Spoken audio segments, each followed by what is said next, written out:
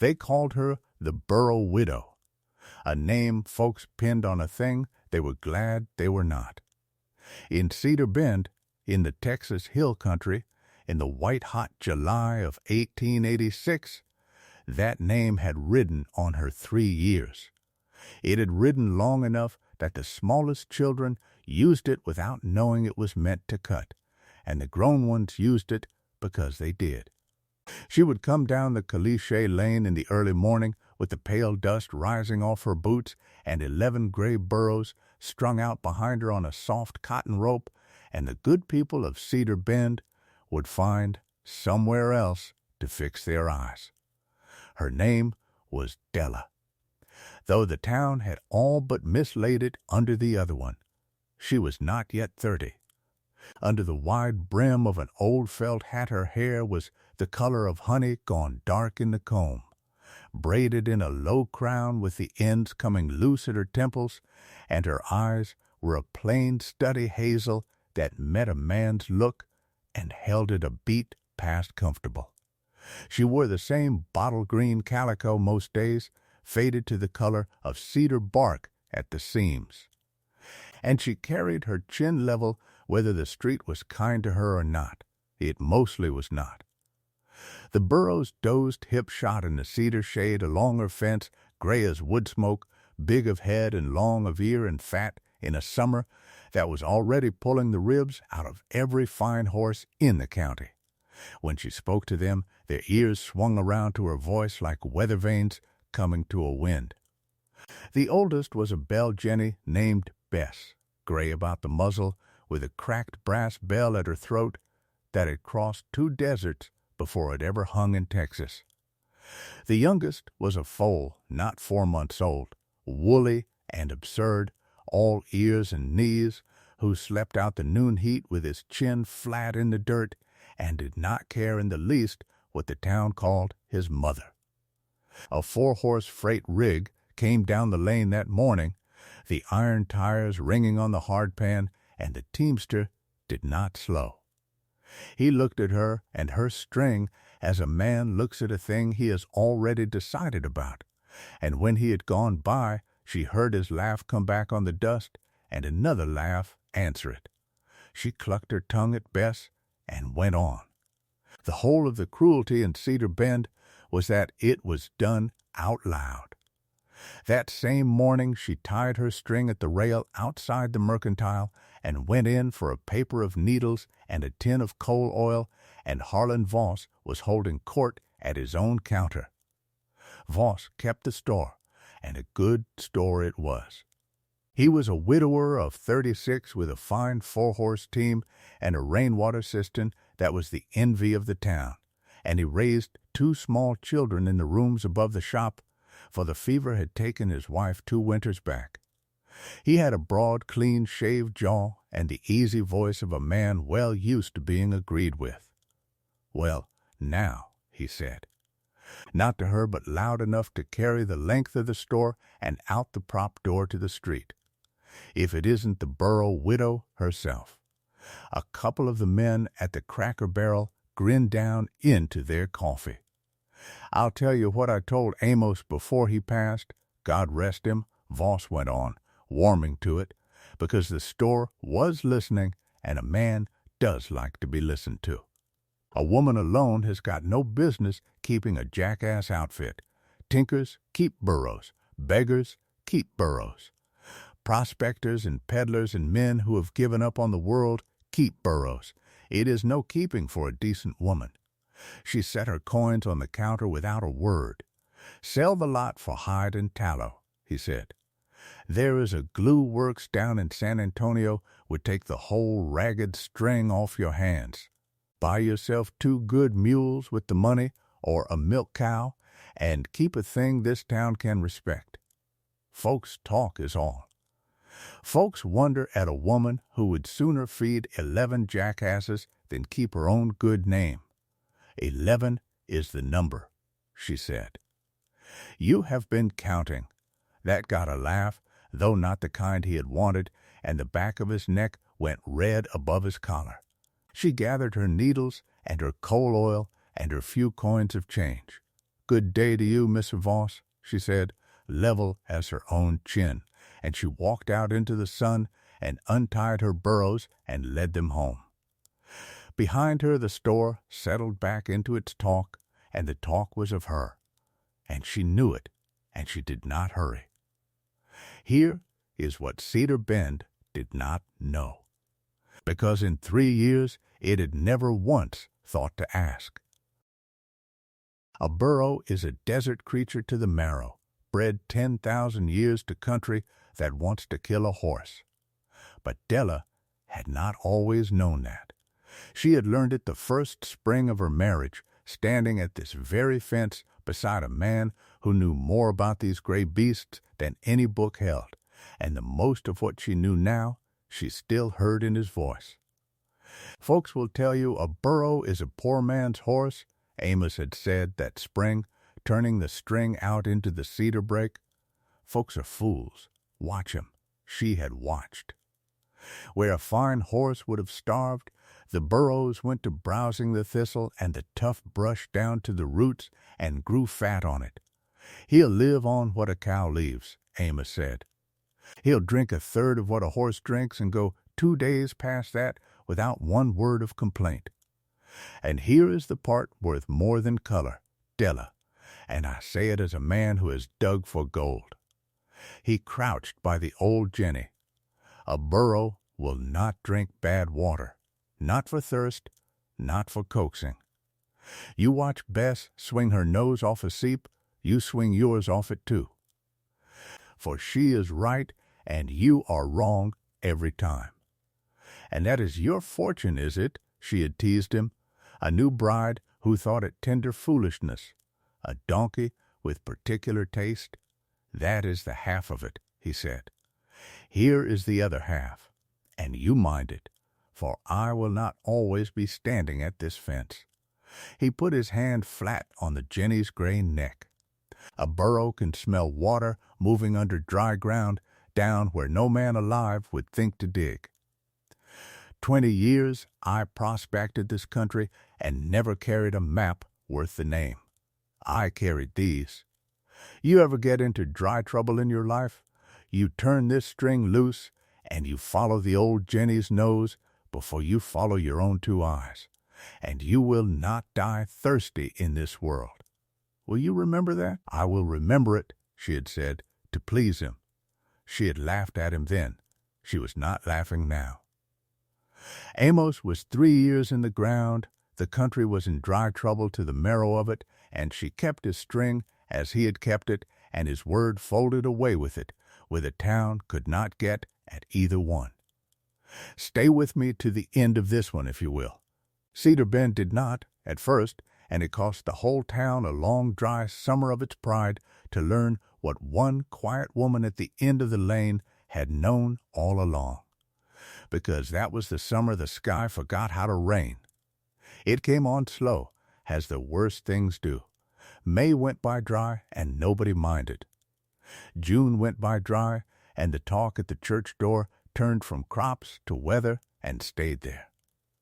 By the 4th of July, the fork above the town, belt deep in an ordinary year, was a string of green pools between gravel bars, and by mid-month it was only white gravel, a road of dry stones where a creek had been. There were 9 good wells in and about Cedar Bend when the year turned, 9 that drew sweet and cold. By the 4th of July there were 5. The shallow ones went first, sucking down to warm mud and then to dust, while men stood over them working the handle at nothing. By the 1st of August there was one well left in the town that a bucket would come up full from. Della was near the trough by the mercantile the morning that last one failed.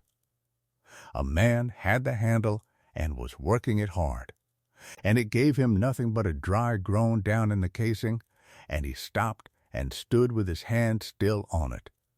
"That's her, then," he said, to nobody. "That's the last one in town gone." "Can't be," said another. "Peterson's drew yesterday." "Peterson's is what I am standing at," the first man said. "Draw it yourself if you don't believe me." Nobody drew it. And in the second week of August, the seep 6 miles down on the flat, where the Guadalupe road crossed the low ground, was all that was left, and it gave slower every day. Cedar Bend hauled its water 6 miles after that, straining the mud through a rag laid over the pipe, and a man might wait half a morning for a barrel to fill and carry it home warm and brown. The cattle bawled at dry troughs on every place around, and then the cattle stopped bawling, which was worse, and the buzzards learned the roads. On the second Sunday of it, the preacher held a prayer meeting for rain, and the whole town came, because a town will come to church when the sky is against it, though it stayed home all the green years. Della stood at the very back, near the door, as she always did. The preacher lifted up his hands. "Send us rain, Lord," he said, and his voice cracked on it. "Send us rain, and forgive us whatever it is we have done to earn a sky like this one. We are a proud people, Lord, and a hard one, and we do not always know our neighbor. Soften us. Send us rain." The town said amen and went home under a sky the flat, pitiless blue of a jaybird's wing, and no rain came. It was after that meeting Della first heard what the church women were saying, though they took care to say it just far enough off to pretend they had not meant her to hear. "It is a judgment," one of them said, "lo, by the wagons. You mark me. A dry year like this does not come for nothing. There is sin somewhere in this valley the Lord means to burn out of us." "And is it not a queer thing," said another, softer still, "how her jackasses stay fat as ticks while our milk cows go down in the lot? Fat in a year like this one. You would think a Christian woman's stock would suffer along with the rest of us if she stood right with the Lord." "Hush," said the first. "She'll hear you." "Let her," said the second, but she dropped her voice all the same. Della loaded her small keg from her own last barrel and drove her string home. And she gave them no answer, for there was no answering a thing like that without making herself the smaller for it. It was Harlan Voss the drought broke first, though it took the proudest thing in him to break, and it went for the tenderest place he had. His cistern failed like everything else, sweet in June, green and thick by mid-July, down to a warm inch of mud a man could not strain clean, and then only dry brick echoing under the pump. His 4 good horses stood in the lot with their heads hung, and his youngest, his little Nan, who was 4 years old and the whole light of the rooms above the store, took sick on the brown seep water as small children were taking sick all over the county that August with the summer flux that hollowed a child out in a matter of days. The doctor came up the outside stair and was down again in a quarter hour, and he stood in the store with his hat in his hand and gave it to Voss flat and final. "I can leave you paregoric, Harlan, and I will," he said. "But I will be honest with you, because you would know it if I lied. There is no medicine in my bag for what ails that child. What ails her is the water. Half the sick children in this town are sick from that seep, and they will keep being sick from it, and some of them are not going to get well. You get clean water into that little girl, cool and clean, and keep it going into her, and she will most likely mend. You go on giving her the brown mud off the flat, because it is what there is, and I cannot promise you a thing. Clean water is the whole of the medicine, and I have got none to sell you. I am sorry." When the doctor had gone, Voss stood a long while among his shelves of worthless goods, and he knew, as a man knows a thing he has been refusing to know. Exactly where in the county there stood a string of animals the drought could not touch, and exactly whose they were, and exactly what he had said about them, out loud. So the whole store could hear. He sat by his daughter through the hot dark. Her hair was stuck to her forehead, and she would not talk, and only wanted to be held. And along about the gray hour before dawn, Voss took his hat down off its peg and went out. He did not saddle a horse. He walked, because it was not far, down the caliche lane he had watched her come up 100 mornings, and he stood at Della's gate with the sun not yet over the cedar, and his hat held in both his hands. She was already up.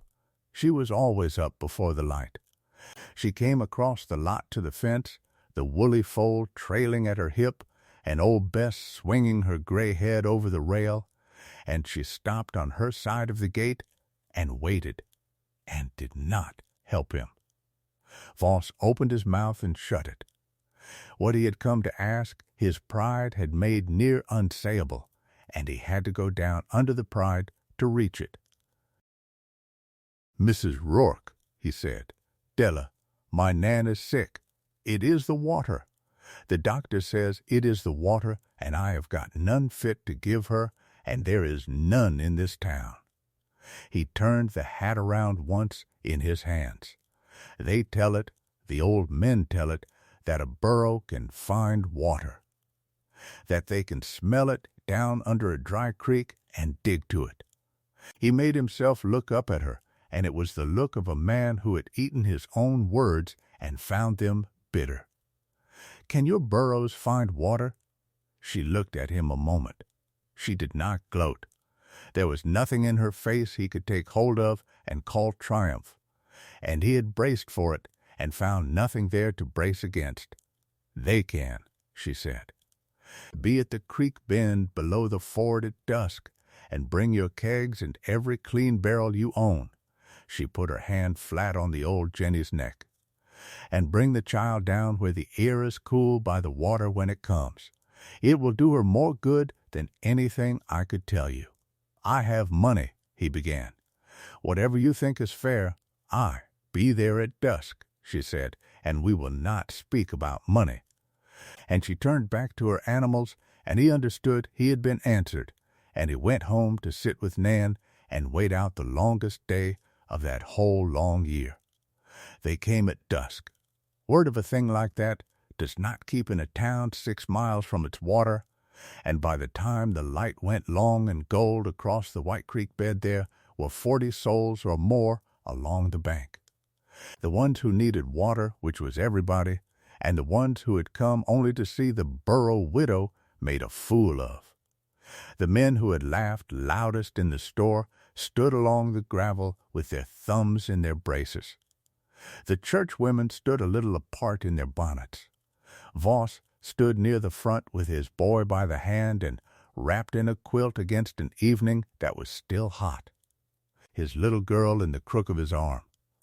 Della said not one word to any of them. She loosed the halter ropes and set her string free on the dry creek bed, all 11 of them, and let them go. For a while it was nothing at all, and she could feel the town beginning to smile behind her. The burros wandered the white gravel, gray shapes in the failing gold, and put their noses to the sand and blew and moved on and put them down again. "She'll walk them up and down that creek till judgment," a man said at the back, "and find nothing but more of the same sand." "Hush your mouth," a woman told him. "You have nothing better to do, or you would not be standing here." Then the old bell Jenny stopped. Bess stood at a bend below the ford where the bank threw an evening shadow, and dropped her head and stood dead still with her gray nose an inch off the sand. The bell at her throat went quiet. She blew once long and pawed, and smelled again and pawed, and then she began to dig, both forehoofs going, throwing pale sand back between her legs in a steady rhythm, deeper and deeper. And the other beasts drifted in around her and put their heads down over the hole as if they, too, wanted to see. Nobody laughed now. 40 people stood on that bank and made no sound at all but the shift of a boot on gravel. And the sand at the bottom of the hole went dark. It went dark, and then darker, the dry gray of it turning the deep brown of wet earth. And a man breathed out a word he ought not to have in front of the preacher, because up through the sand at the bottom of the Jenny's digging came water, real water, welling cool and slow, and rising to stand a hand deep, and then two under its first skin of stirred silt. Old Bess put her muzzle down into it and drank, and her cracked bell swung and rang once. And the sound of it carried the whole length of the creek bend in the hush. A woman near the front put her hand over her mouth. "Would you look?" she said. "Would you just look at that?" 6 weeks, a man said, to no one at all. 6 weeks we hauled from the flat, and it was here the whole time, under our feet, and we walked over it laughing. "Papa," the little girl said then, lifting her head off her father's shoulder, "is that water? Is it really water?" "That is water, Nan," Voss said, and his voice was not steady at all. "That is real water." Della went down into the creek bed with a short spade and a bundle of barrel staves under her arm, and she knelt in the wet sand beside her old Jenny and went to work without a word to the crowd. She dug the seep wider and deeper and drove the curved staves down around the sides of it in a ring, cribbing the hole as her husband had taught her, so the sand would not slide back to fill it. And she made of a Burros digging a proper watering well, a foot across and clean, filling faster than a family could dip it dry. Then she stood and wiped her hands down her green skirt and looked up at the town that had called her animals worthless. "There is water here for anyone that wants it," she said, steady and even, nothing performed. "Bring your kegs down quiet and take your fill. It will run the night through. There is no charge on it, so do not shame us both by offering." They came down to the water in the last of the light, the proud along with the humble, and filled their kegs at a well a jackass had dug. The first full dipper went up the bank to a sick child in a quilt, and her father held it to her mouth with a hand that would not quite hold still. And the little girl drank and drank again and asked for more. Now, Cedar Bend was 6 miles from its water still, for one well in a dry creek could not be hauled to 40 scattered homesteads by folks with dying teams. And here is the part the town would tell longest afterward, longer even than the digging, because it was the part that measured what she was. Della did not stop at digging the well. Through the burnt end of that summer, dawn to dark, she packed water. 11 gray burros in a line down the caliche lanes, panniers slung with kegs lashed 2 to a side, the little foal trotting loose at his mother's flank, and a small woman in faded green at the head of them with a lead rope soft in her hand. She carried it to the widow Hensley, who had no team left alive to haul her own. She carried it to the sod house on the Blanco road, where 3 children lay listless in the heat. She left kegs on the porches of the very church women who had named her stock a judgment, touched her hat brim, and went on without comment, and let the water say whatever wanted saying.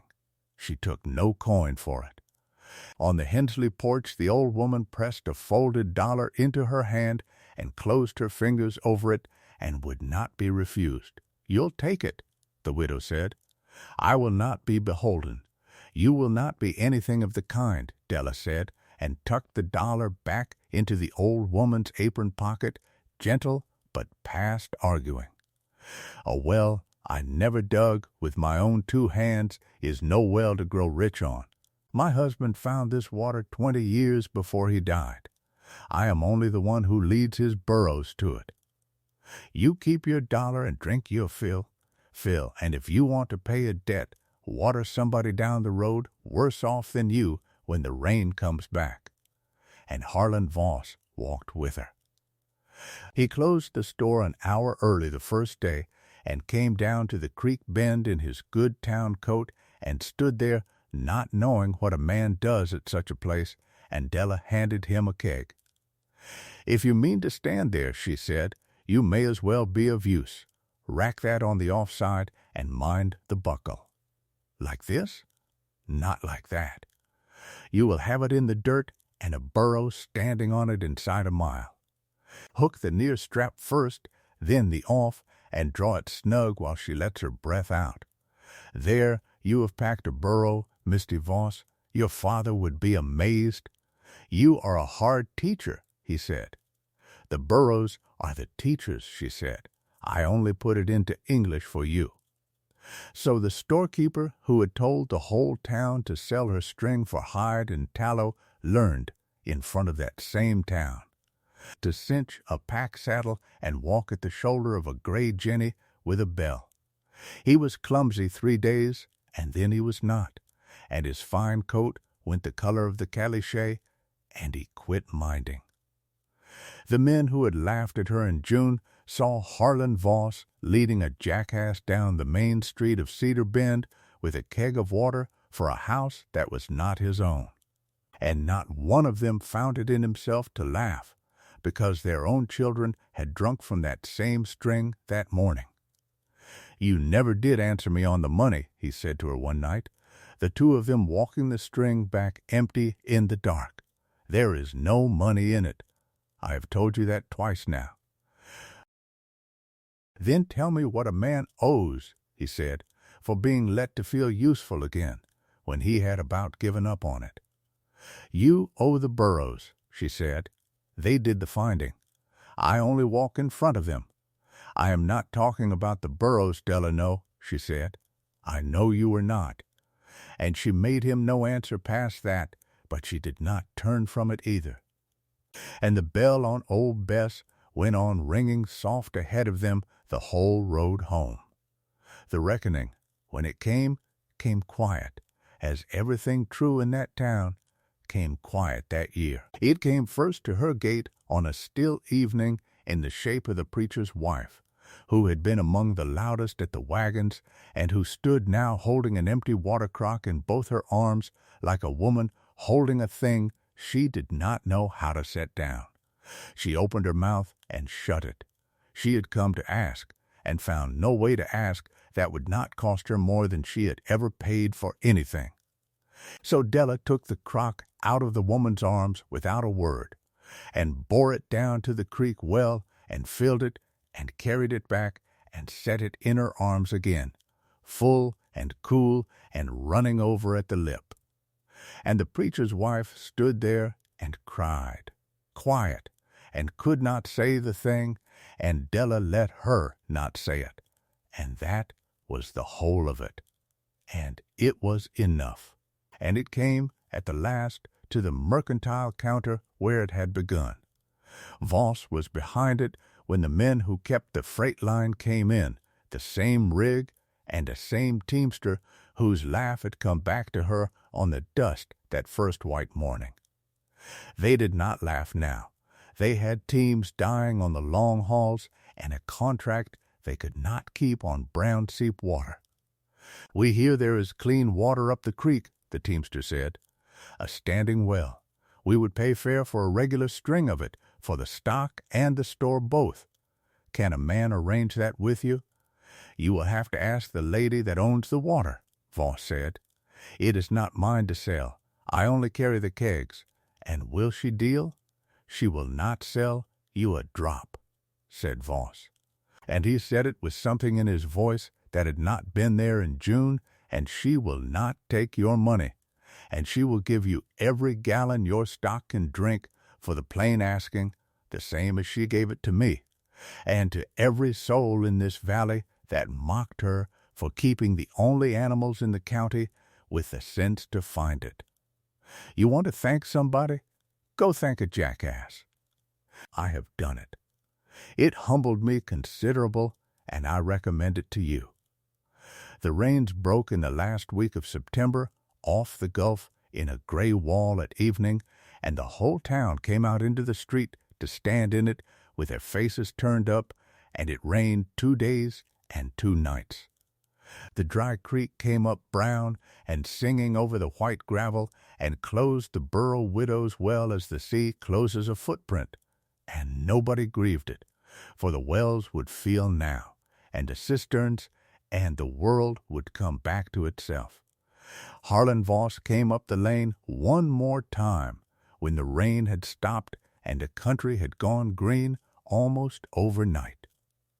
That hard, fast green that only comes to burnt land drinking. He came in the daylight this time, and brought his children, scrubbed and shy and holding to his hands, the boy and the little girl who had asked for more water and gotten it. He had his hat in both his hands again, and it was the same gesture as that gray morning at the gate, and not the same thing at all. Della came to the fence with a foal at her hip. "I have been a week trying to think how to say this," Voss said, "and I am no hand at it, so I will say it plain as you say things." He looked at her level, as she had taught the whole town to look at her without once asking them to. This valley has needed somebody who is not ashamed of a patient animal and an honest load for a long time. And it was too proud to know it, and I was the proudest of the lot.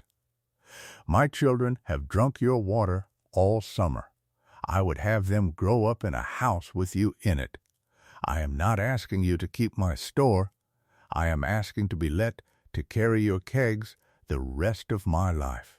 The little girl, who did not understand a word of any of it, had ducked under the bottom rail and gone to put her small hand on the woolly foal's nose, and the foal, who was afraid of nothing on this earth, blew softly into her palm and made her laugh. "Well," said Della, and her chin came down for the first time in 3 years, not beaten, only easy. "The foal has chosen for the both of you, I see, and Bess is the hard one to win, so we will have to ask her too." She laid her hand on the gate. "You had best come in, all of you. It is near on supper, and I have more than I can eat alone, and I have grown tired of eating it that way." By the next spring the string was turned out fat and shining on the greened-up brush, and the foal had grown leggy and full of himself, and there were 4 plates laid at the table in the little house at the end of the lane. On a fine evening you could see them at the gate, the storekeeper who had learned to keep Burros, and the woman the town had learned to call by her own name again. Standing with the light going gold behind the cedar, his hand and hers resting together on the soft gray muzzle of an old jenny with a cracked brass bell that had crossed 2 deserts and dug one well a whole town drank from. And that was the story of a woman the whole town called backward, whose little gray beasts watered every family that ever mocked her and never once asked to be thanked. Tell me in the comments if you enjoyed this one. Thank you.